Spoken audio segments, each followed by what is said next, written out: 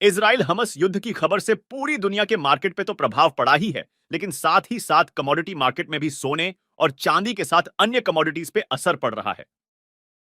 इस युद्ध का मार्केट के ऊपर एनालिसिस जानने के लिए इस वीडियो को आखिर तक जरूर देखें और हमारे चैनल को सब्सक्राइब करना ना भूलें।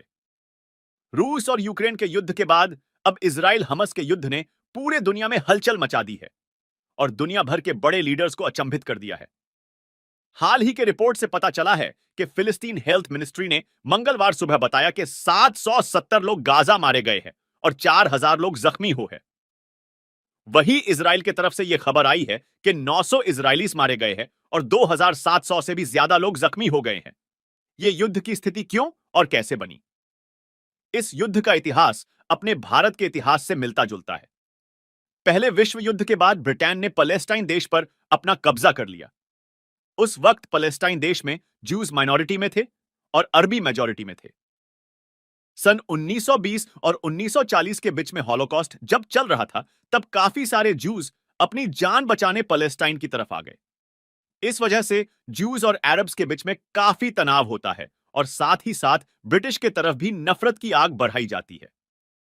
इस तनाव के वजह से सन 1947 में यूनाइटेड नेशंस ने पैलेस्टाइन को दो हिस्सों में बांटा दिया। एक हिस्सा जूस को दिया और एक हिस्सा अरब्स के लोगों को दिया गया। बस जैसे अपने भारत पर राज करने के बाद अपने ही लोगों का बंटवारा करा दिया, ठीक उसी तरह इजराइल और पैलेस्टाइन में बंटवारा करके तनाव की शुरुआत करवा दिया। ऐसे विभाजनकारी स्थिति पैदा करने में अधिकतर पश्चिम देशों का हाथ होता है। अगर देखा जाए तो विश्व में अशांति फैलाने में सबसे बड़ा हाथ पश्चिम देशों का रहा है, चाहे वो अमेरिका हो या ब्रिटेन। काफी सालों से इन दो देशों में युद्ध चल रहा है, जिसमें हजारों लोगों की जान चली गई है। लेकिन यह युद्ध अभी तक इजराइल के लिए सबसे भयावह माना जा रहा है। अमेरिका इसमें सबसे पहले कूदा है और हस्तक्षेप क्यों ना करे, क्योंकि 17% डॉलर इजराइल के अरबपतियों के पास है। वैसे तो युद्ध किसी के लिए फायदेमंद का सौदा नहीं है, लेकिन यह कहावत भी सुनी होगी कि किसी का नुकसान तो किसी का फायदा। तो बस सोने में निवेशकों के लिए फायदेमंद वाला समय है। जैसा कि आप जानते हैं कि मंदी या तनावपूर्ण स्थिति में सोना और क्रूड ऑयल की कीमतों में उछाल देखने को मिलता है। वैसे भी यह युद्ध मिडिल ईस्ट में है, जहां तेल का भंडार है, तो जाहिर बात ही कि तेल पर असर पड़ना निश्चित है। तनावपूर्ण स्थिति में सोने की कीमतों में भी अच्छा उछाल देखने को मिलता है। फेड की तरफ से लगातार ब्याज दरों को बढ़ाने के फैसले से सोने पर दबाव देखने को मिल रहा था, लेकिन जैसे ही इजराइल और हमास के बीच युद्ध की खबर शनिवार को मिली, बस उसके बाद से सोने की चाल बदल गई।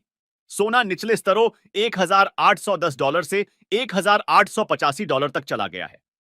इस तूफानी तेजी के कारण निवेशकों को फायदा मिला है। फिलहाल युद्ध चालू है। अगर कोई और तीसरा देश इस युद्ध के बीच में नहीं आता है, तो जरूर बीच का रास्ता निकलेगा और सोने की कीमतों में ठहराव आएगा। सोने में $1900 से $1930 का मुख्य रेसिस्टेंस जोन है और उम्मीद है कि सोना जल्द $1900 के टारगेट को छू लेगा। सोना अगर $1930 के ऊपर क्लोजिंग देता है, तो हमें यह तेजी $120 से $150 यानी $2050 से $2080 तक देखने को मिलेगी। क्या सोना $5000 तक भी जा सकता है? तो हम कहेंगे कि इन बकवास बातों पर ध्यान न दे, क्योंकि सोने का मूल्य मुद्रास्फीति और डॉलर पर आधारित है। सोना $5000 जा सकता है, लेकिन जल्द चला जाएगा ऐसा नहीं है। सोने की चाल के लिए समय, मुद्रास्फीति, डॉलर की कीमत और वैश्विक मांग पर निर्धारित है। अगर सोना $1930 को पार करता है, तो हमें $2050 से $2080 और उसके बाद $2150 तक के टारगेट देखने को मिलेंगे। यह तभी होगा जब स्थिति निराशाजनक रहेगी या वैश्विक बाजार से लगातार खराब न्यूज मिलते रहेगी। सोना निवेश के लिए अच्छा है और भारतीय बाजार में सोना एक अच्छा निवेश भी माना जाता है। सोने में फिलहाल $2150 का मुख्य रेसिस्टेंस जोन है। अगर सोना $2150 के ऊपर साप्ताहिक क्लोजिंग देता है, तो समझ के चलिए कि हमें नई तेजी देखने को मिलेगी, जो कि $2450 तक की होगी।